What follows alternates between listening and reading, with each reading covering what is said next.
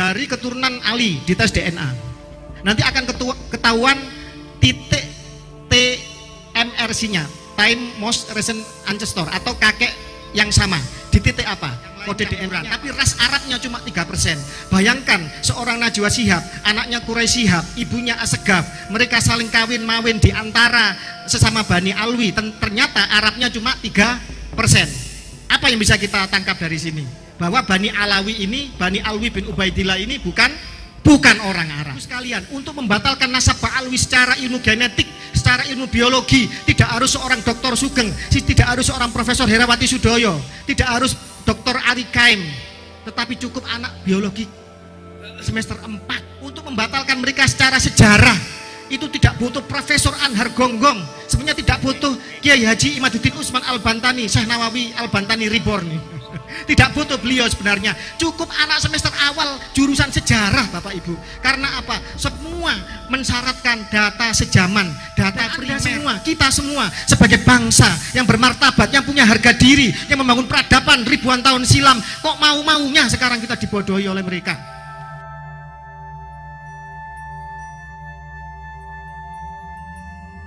Bahwa keturunan Rasulullah Shallallahu Alaihi Wasallam, para ilmuwan itu sudah melakukan pemetaan banyak suku bangsa, banyak keturunan di seluruh dunia ini. Kita akan mengupas dua saja. Yang pertama adalah keturunan dari Nabi Ibrahim alaihi salatu wassalam. Nabi Ibrahim itu punya 3 istri. Dari 3 istri berarti punya 3 garis keturunan. Dari Sarah melahirkan Ismail, dari Ishak melahirkan nanti Bani Israel 12 suku putra Yakub, dari Keturah nanti melahirkan Madyani termasuk Nabi Syuaib kalau nggak salah. Dan itu kita akan bahas 2 saja. Dari Quraisy itu sudah ditemukan kode DNA-nya, yaitu semuanya dari Ibrahim ini ketika dites DNA keturunan-keturunan ini itu haplogrupnya harus J1. Nanti kita jelaskan. Ismail memiliki kode L859, sementara Ishak L860. Jadi bisa dipetakan leluhur kita itu. Nanti kita jelaskan tes DNA apa yang bisa presisi sampai Nabi Adam menentukan kita keturunan siapa. Sementara dari Quraisy itu nanti akan melahirkan Bani Hashim FGC 8703 dan Imam Ali FGC 10500. Kenapa dinamakan FGC 10500? Itu pengkodean ini urusannya pakar genetik. Tetapi bisa dijelaskan, DNA itu hanya terdiri dari 4 nukleotida, basa nukleotida, yaitu adenin, timin, sitosin, guanin. Di mana adenin akan pasangan dengan timin, sitosin akan pasangan dengan guanin.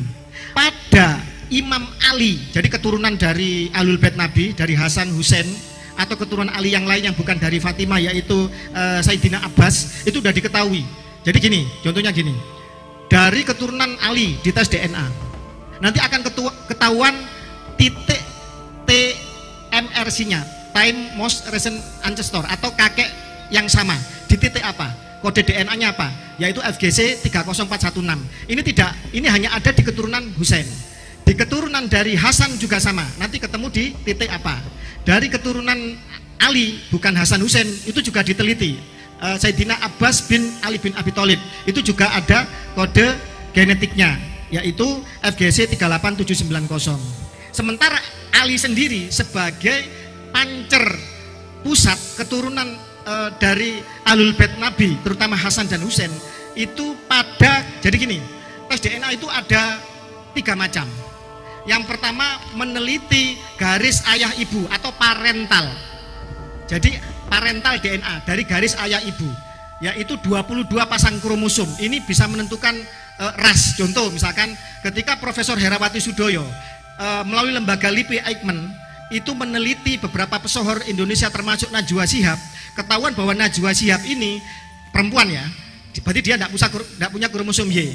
Kromosom Y hanya pada laki-laki. Itu persentase rasnya ketahuan. Ternyata persentase rasnya cuma berapa?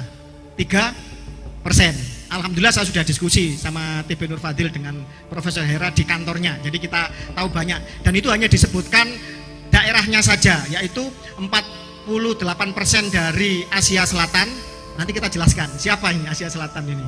Kemudian 33% dari Afrika Utara, yang lain campuran. Tapi ras Arabnya cuma 3%. Bayangkan seorang Najwa Shihab, anaknya Quraisy Shihab, ibunya Asegaf. Mereka saling kawin-mawin di antara sesama Bani Alwi. Ternyata Arabnya cuma 3%. Apa yang bisa kita tangkap dari sini? Bahwa Bani Alawi ini, Bani Alwi bin Ubaidillah ini bukan orang Arab. Itu kesimpulannya. Kemudian tes DNA yang kedua adalah mtDNA, mitokondria DNA. Di dalam sel itu ada namanya mitokondria. Di sini jejak ibu, dari ibu kita ke ibunya lagi hingga ke ibu Hawa. Ini jejaknya ada. Kemudian ada lagi dari kromosom Y. Kromosom Y ini hanya diturunkan dari ayah, anak laki-laki, ke cucu laki-laki, ke buyut laki-laki. Dari Nabi Adam hingga laki-laki terakhir sebelum bumi kiamat, itu nanti akan terdeteksi. Jumlah kromosom Y adalah sekitar 59 juta deret DNA. DNA keseluruhan 23 pasang kromosom ini sebanyak 3 miliar. Hanya kromosom Y saja ini sejumlah sekitar gampangnya 60 juta lah, 60 juta deret DNA. Dan pada titik Imam Ali, keturunan semua Imam Ali bin Abi Thalib, pada koordinat ke 20.706.147 itu telah terjadi mutasi. Yang sebelumnya dari Nabi Adam hingga sebelumnya itu masih timin, itu berubah menjadi sitosin. Dinamakan haplogroup karena memiliki kode SNP, single nucleotide polymorphism. Gampangannya deret DNA khusus, gitu aja. Nanti dijelaskan, kalau ada yang tanya nanti kita jelaskan. Jadi SNP punyanya haplogroup J ini khusus, tidak ada di yang lain. Haplogroup G punya SNP khusus sekian 100 lebih SNP khusus yang tidak ada di haplogroup yang lain. Dan ini bisa menentukan seseorang itu lebih dekat kekerabatannya dengan siapa dan keturunan siapa, dan garis leluhurnya di titik timeline berapa ribu atau berapa ratus tahun silam ini bisa dideteksi. Sebegitu presisinya catatan Tuhan. Jadi pertanyaannya, bagaimana dengan Mbak Alwi? Mbak Alwi ini jangankan haplogroup J yang orang Arab, mereka haplogrupnya adalah G. Jadi mereka sama sekali bukan orang Arab. Jadi melenceng jauh. Ini yang bicara ilmu pengetahuan, Pak ya. Dan ada jurnal ilmiahnya. Kalau mau membantah tidak bisa hanya katanya framing bla bla bla, tidak bisa. Harus dengan ilmu pengetahuan, harus dengan jurnal ilmiah. Ini namanya menyangga dengan bermartabat. Tidak katanya, tidak melakukan framing gelap atau mencoba untuk mengkaburkan tes DNA. DNA ini sangat presisi, apalagi kromosom Y yang tidak berekombinan. Jadi Bapak Ibu Saudara sekalian, kita bisa memanipulasi catatan manusia. Sekarang saya mencatat keturunan Diponegoro, 200 tahun kemudian akan menjadi manuskrip, betul nggak? Tetapi ketika dites, apakah di zaman sekarang keturunan Diponegoro mengkonfirmasi saya sebagai keturunan Diponegoro? Ternyata tidak. Kemudian catatan saya hingga ke Diponegoro ada nggak? Ternyata tidak ada. Maka berarti saya telah batal menurut sejarah dan kajian pustaka. Tetapi kalau ternyata saya tidak punya catatan keturunan Diponegoro, mungkin karena perang kakek saya tercerai berai, jangankan ngaku keturunan Diponegoro, bisa makan, bisa selamat hidup saja sudah alhamdulillah. Jadi zaman dahulu leluhur kita banyak menyembunyikan nasab karena apa? Karena memang risikonya nyawa, sehingga kita merasa yang penting aku kenal mbah buyutku. Lah seperti itu. Bahkan banyak di beberapa pelarian Trah Mataram yang ke timur itu catatan nasabnya dibakar. Tetapi dengan tes DNA panjenengan semua akan terdeteksi apakah panjenengan bersaudara dengan Mbah Mufid yang terahnya Sambernyowo, apa panjenengan bersaudara dengan Tubagus Nur Fadil, dengan Kiai Nawawi, dengan dengan Kiai Imaduddin yang keturunannya Sunan Gunung Jati. Dengan tes DNA akan ketahuan itu semua. Itulah presisinya catatan Tuhan. Pertanyaannya, apakah garis nasab jauh ini itu presisi? Baik, saya akan ungkap sebuah kisah.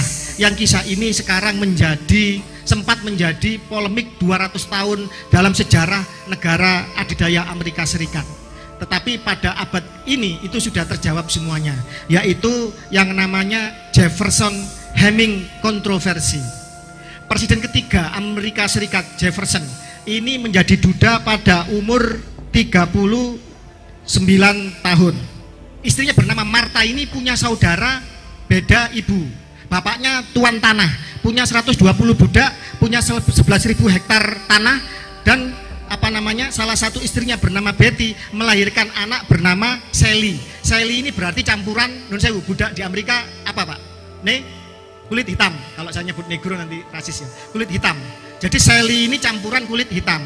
Sally ini ikut Presiden Jefferson umur 14 tahun dan disinyalir umur 16 tahun dikumpuli secara rahasia dan melahirkan 6 orang anak.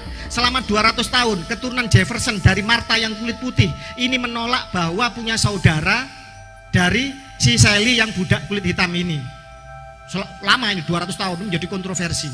Tetapi dengan tes DNA akhirnya ketahuan bahwa keturunan dari Jefferson dari kulit putih yang bernama Martha ini dengan Sally ini ketika dites DNA sesama garis lurus laki-lakinya punya YDNA, punya kromosom YDNA haplogrupnya T. Dan banyak kode-kode SNP-nya mereka ketemu semua. Artinya tidak bisa mengelak lagi bahwa yang kulit putih ini harus mengakui mereka-mereka yang kulit hitam sebagai saudaranya dari garis keturunan Jefferson, Presiden Amerika ketiga. Inilah catatan Tuhan. Dan ini bisa menjawab apakah catatan tes DNA YDNA ini bisa menjawab garis keturunan jauh. Sangat bisa dan pasti bisa.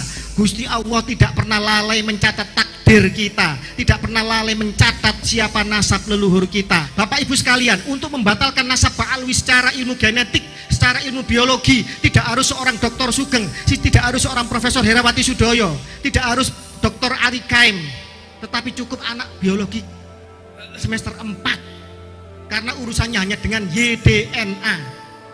Untuk membatalkan mereka secara sejarah itu tidak butuh Profesor Anhar Gonggong, sebenarnya tidak butuh Kiai Haji Imaduddin Utsman Al-Bantani, Syekh Nawawi Al-Bantani Reborn. Tidak butuh beliau sebenarnya, cukup anak semester awal jurusan sejarah Bapak Ibu. Karena apa? Semua mensyaratkan data sejaman, data primer. Kalau ada yang mengatakan sesuatu yang tidak tercatat bukan berarti tidak ada. Ini adalah logika yang sangat idiot. Kenapa? Seseorang nun sewu, dia ada KTP-nya, dia ada dia ada di KK, dia anaknya Bapak Fulan, ternyata bisa nggak ini palsu? Bisa, setelah diuji macam-macam. Yang ada saja ini bisa saja ternyata tidak ada atau palsu, apalagi yang tidak ada. Lah bagaimana ini bisa bisa dibuktikan ada? Lah wong catatannya aja nggak ada. Mereka mengatakan, buktikan nakobah mana yang membatalkan nasab Ba'alwi. Loh, apanya yang dibatalkan? Wah, mereka tidak pernah diakui kok, mau minta. Ini logika bagaimana? Dan Anda semua, kita semua sebagai bangsa yang bermartabat, yang punya harga diri, yang membangun peradaban ribuan tahun silam, kok mau-maunya sekarang kita dibodohi oleh mereka?